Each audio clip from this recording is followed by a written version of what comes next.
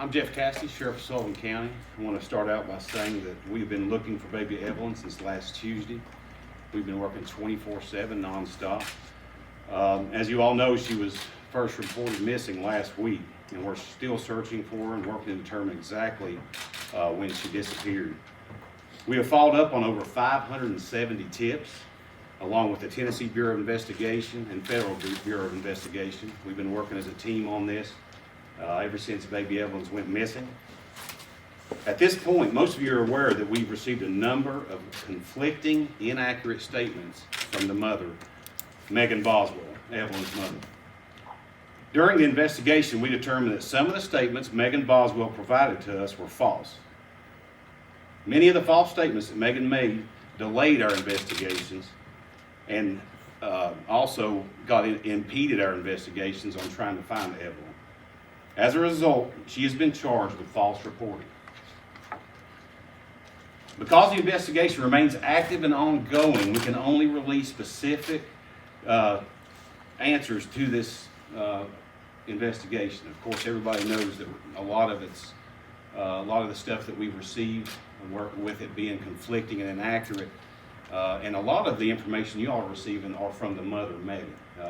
A lot of the stuff that you're seeing out on social media and a lot of the stuff that has been relayed to you hadn't come from our office. So we want to release the most accurate information to you all, and we want to be promptly in doing so. So a lot of the stuff that you all are getting is from the mother, and you know, you take with it what you want, but she has been inaccurate, conflicting statements all through this investigation. If you have any more information or need information about these specific charges and about maybe the future of this case, I would like to refer that to our District Attorney General, Barry Staubus, or District Attorney General office, okay? Also, if you have any questions relating to the Amber Alert process, of course, I'd like to refer you to our Public Information Officer for the Tennessee Bureau of Investigation, Leslie Earhart. However, please know that we remain committed and continue to do everything possible to find out what happened to Evelyn. And as always, as soon as relevant information and accurate information, I want to really reiterate that as it comes to us, we will get that out as soon as possible. Okay. Anyone with relevant information concerning Evelyn's whereabouts are asked to call 1-800-TBI-5. Okay. I'm just going to take a few questions because everything we have released to you, that have been proved to be relevant or misinformation. So there's not really much that we can answer because, like I say, this is an active, ongoing investigation, and we don't want to have conflicting stories, and social media has really impeded this investigation. So we really want to get just accurate information out to you all. Okay, so I'll take a few questions, and my Public Information Officer, Captain Seabolt, will take us if you have anything relating to the missing vehicle and the bolo that we put on the BMW and the charges on the grandmother and Mr. McLeod. Okay. Sheriff, yesterday Megan Boswell told us that she couldn't take a polygraph because she was pregnant.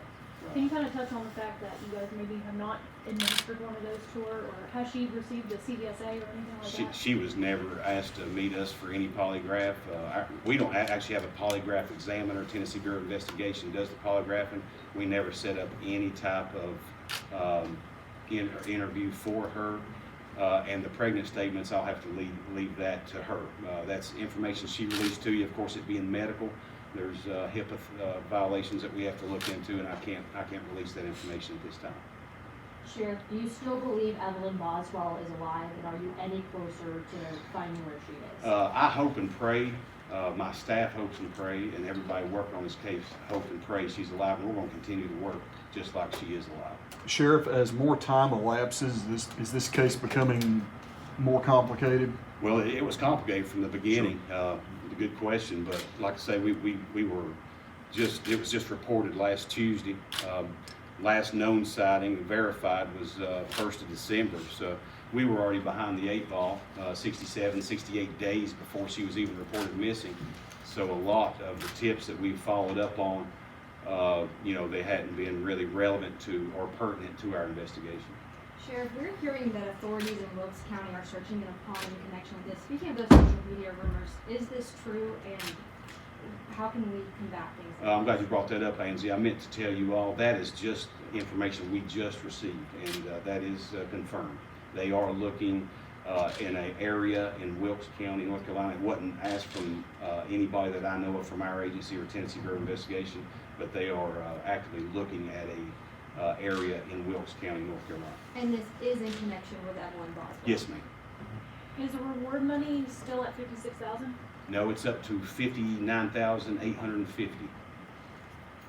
How frustrating is it for you as rumors on social media have circulated? We've heard reports of possibly Virginia Beach, now North Carolina. I mean, do you have any idea where these leads are coming from, and kind of how are you working to combat those that are false? Well, that's one thing I want to relay to the public. You know, law enforcement has to work on probable cause. We can't go on assumptions, gut feelings.